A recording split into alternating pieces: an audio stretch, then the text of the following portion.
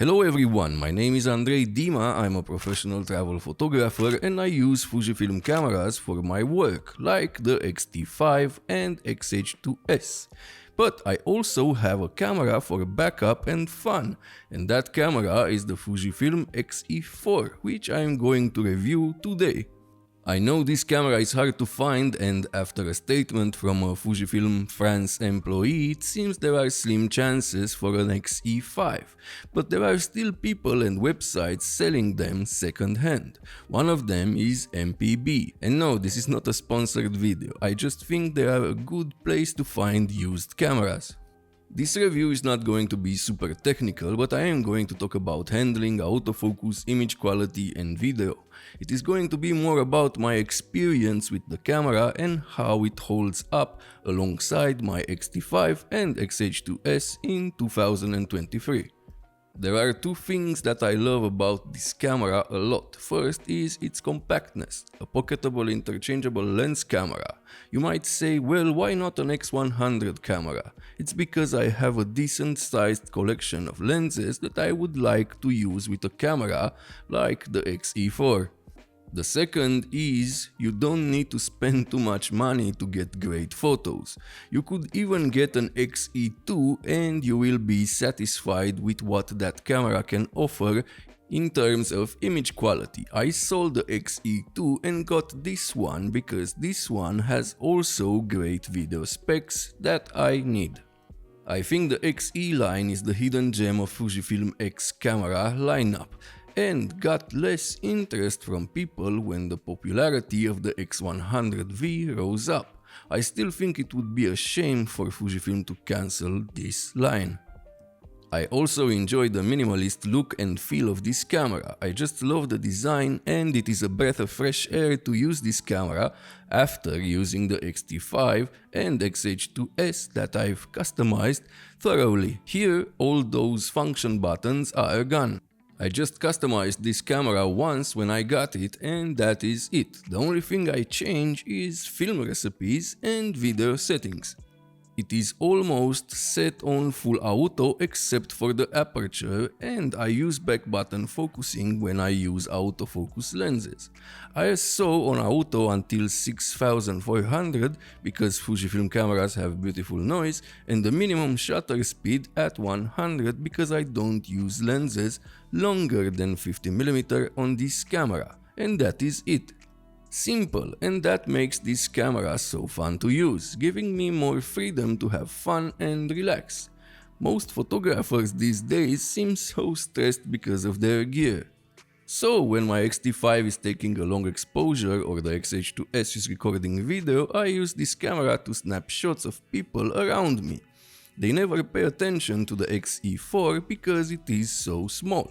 I also love using it for long walks, hikes and street photography. I use this mostly to shoot JPEGs, and all photos from this video are straight out of camera photos. Well, I shoot RAW and JPEG in case I want to edit a photo more, but mostly I use the straight out of camera JPEGs. And this camera produces some gorgeous colors with plenty of details from the 26.2 megapixel sensor. Fujifilm film simulations are amazing in combination with a camera like this one. It's my go-to camera for fun and relaxation, just documenting stuff without the worry of perfect horizons or other stuff like that.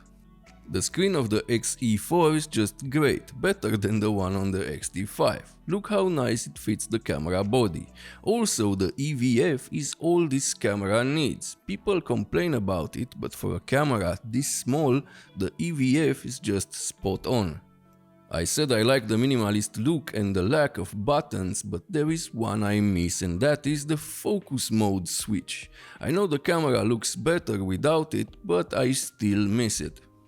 The autofocus works great. You get some annoying moments because it is a Fujifilm camera and it depends more on the lens you have, but overall it is good for photography. For video it is just okay. Again, it depends on the lens you use and you.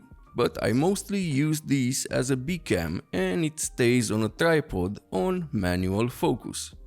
The lack of IBIS is not a big problem, I get it. With IBIS this camera would have been bigger and maybe it would have had some overheating issues. In this case, less is more. And if you need image stabilization, there are a couple of lenses that you can use, but my favorite would be the XF18-55. People should not call that a kit lens. So this camera is a photography first camera, but it is also a very capable video camera, 4K DCI at 24 frames per second and 200 megabits per second. That is more than enough for YouTube and even some commercial work. The X-E4 is an amazing photo camera in 2023. It has amazing image quality that will hold up for many years to come. It has a nice screen, perfect for photography, and it can be a pocketable camera if you pair it with the right lens. Its minimalist style won't appeal to everyone, but I personally like it.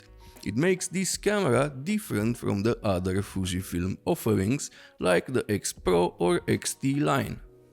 Too bad it is hard to find and the price went up. I hope people will not raise the price to insane values and let other people enjoy this amazing little camera.